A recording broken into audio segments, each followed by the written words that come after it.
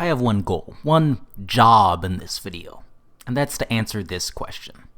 What is a unimolecular elimination reaction? Well, to put it simply, a unimolecular elimination involves the removal of a halide substituent, resulting in the formation of a double bond.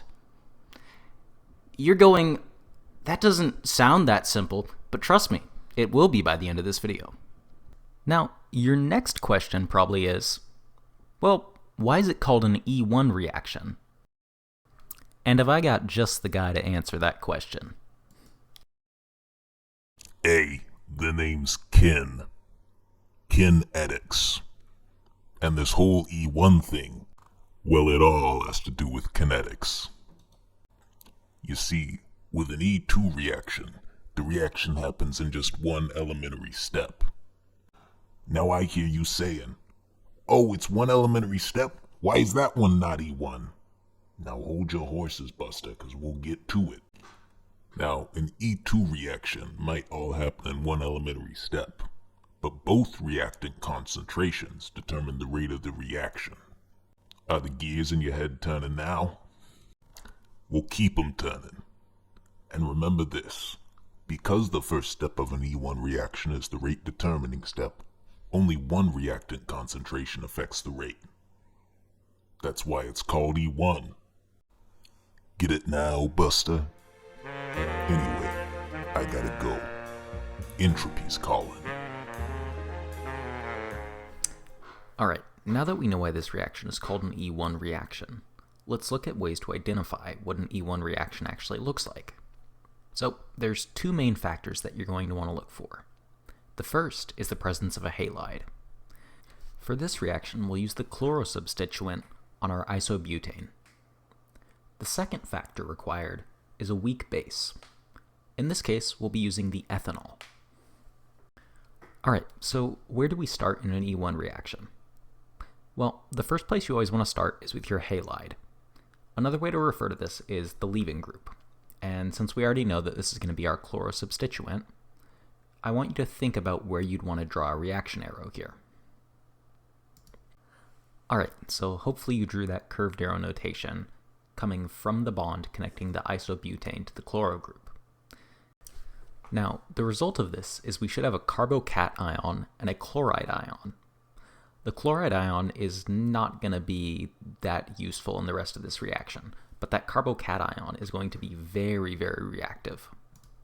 Also, if you remember your basic elementary steps, you'll realize that this first elementary step is heterolysis. Alright, now we're on to the fun elementary step. So we're now working with our ethanol, and we know that our chloride ion is pretty happy where it is, right? Because it has a full valence and it's very, very electronegative. We know that our carbocation is very reactive. And so I want you to think and figure out what would happen in this next step. Alright, so another useful thing when you're thinking about this next step is to either draw your implied hydrogens, or if you're working with like Marvin Sketch, to turn on those implied hydrogens. Because we know that we're forming a double bond here, we know that there should be some sort of breakage of some bond, and one of those hydrogens should move over to our base. So what we're going to see here is the lone pair from the oxygen is going to attack one of those hydrogens, and we're going to see the bond between that hydrogen and the carbon delocalize, forming a double bond and actually negating the positive charge on that carbocation.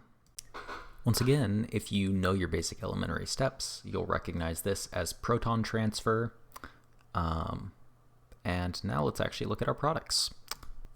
Alright, so as we can see, we no longer have a carbocation, but the oxygen has actually adopted a positive charge, and so we have ethanol's conjugate base here.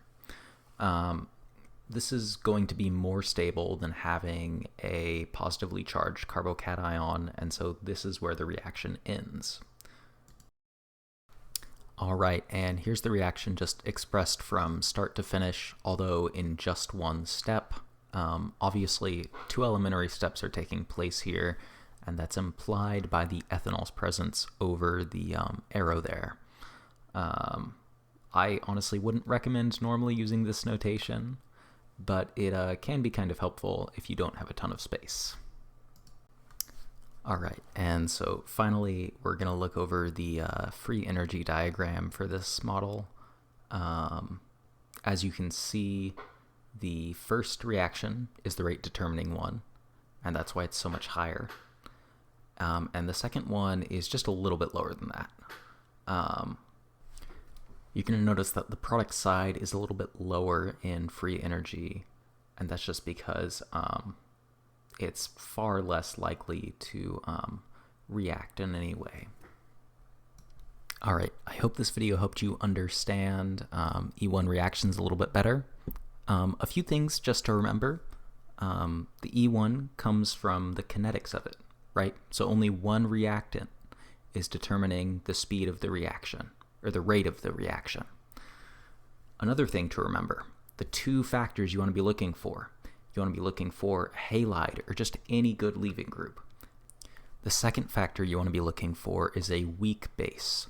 So if you see a strong base, it's quite likely that the reaction will be an E2 reaction, just because it's going to bump that hydrogen out a little bit easier than in an E1 reaction.